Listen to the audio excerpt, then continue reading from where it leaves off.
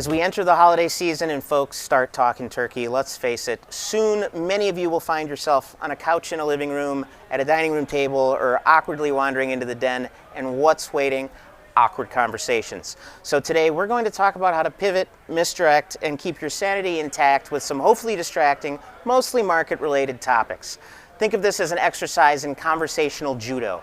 Not all moves are applicable in all situations, but some combination should get the job done.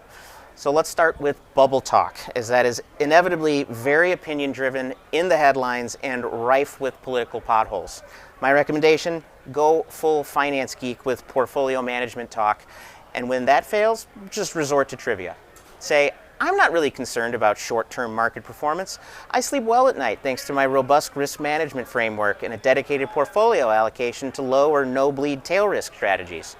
Bonus points if you sprinkle in a mention of how you leverage liquid options on techie growth names.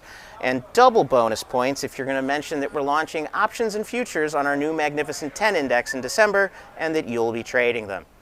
Alternatively, if you can't fake that, or if your family knows the derivative space and thus that you are likely full of it, pivot to Nvidia trivia. As the story goes, the co-founders didn't have a name at first, so we're using NV on their files as shorthand for next version. When the need to incorporate the company came, they looked for things that included those letters. That led them to settle on Nvidia, which is the Latin word for envy, and there's a tangential relation to jealous gaze, think green with envy, so their eyeball logo and some of those recent marketing and punny products start to make a little bit more sense, yeah? Worth mentioning that I did ask AI how to pivot from awkward conversations, and verbatim, this was the response. That's an interesting point. Oh, speaking of points, has anyone tried Aunt Carol's new potato salad recipe this year? I think I need to work on my prompting, but if that works for you, gravy. If someone starts pontificating about the market, ask them what benchmark they're using. What is your market? Are you an old school person who loves the Dow Jones?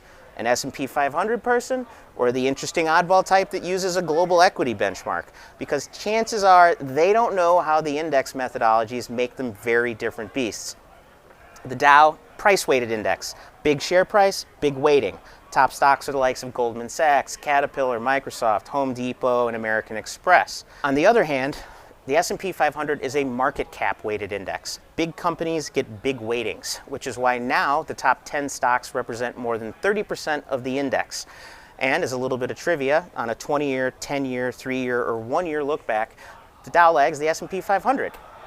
At this point, hopefully eyes have started to glaze over and the problematic moment has passed.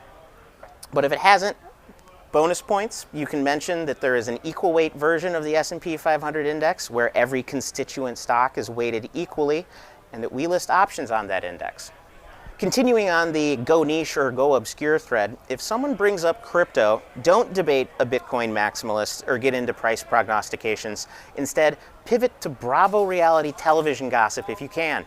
That guy Charlie on Next Gen NYC is a supposed crypto investor. And did you hear about the kidnapping and torture of that crypto millionaire at a Soho townhouse?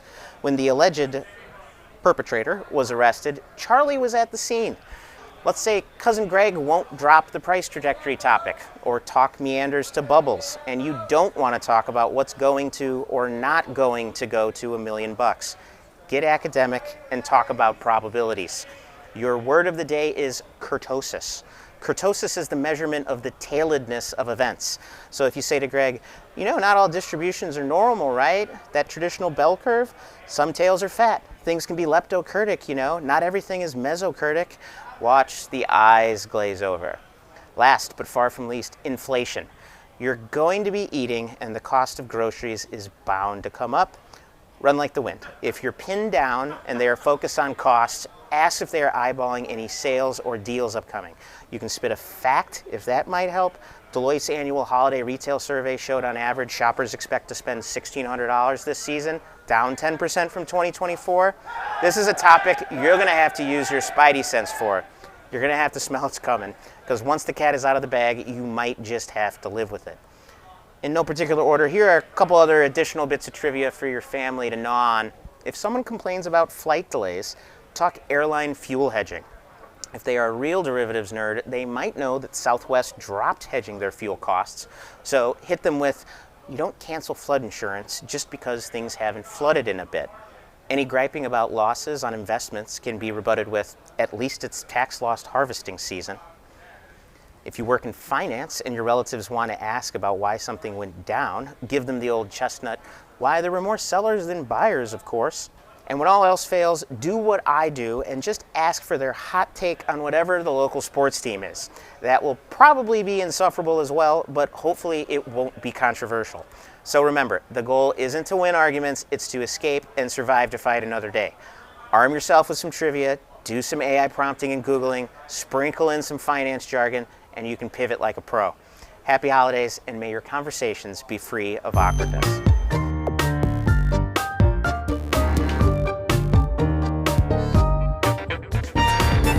As always, our required house cleaning items, the views and opinions expressed by the host and guests of this podcast do not necessarily reflect those of SIBO Global Markets and are for informational purposes only. They should not be construed as financial advice. There are significant risks associated with transacting in all of the financial instruments described herein. It is very important for market participants to understand their own risk tolerances. To review all relevant disclosures and disclaimers, please visit us at www.sibo.com/US_disclaimers.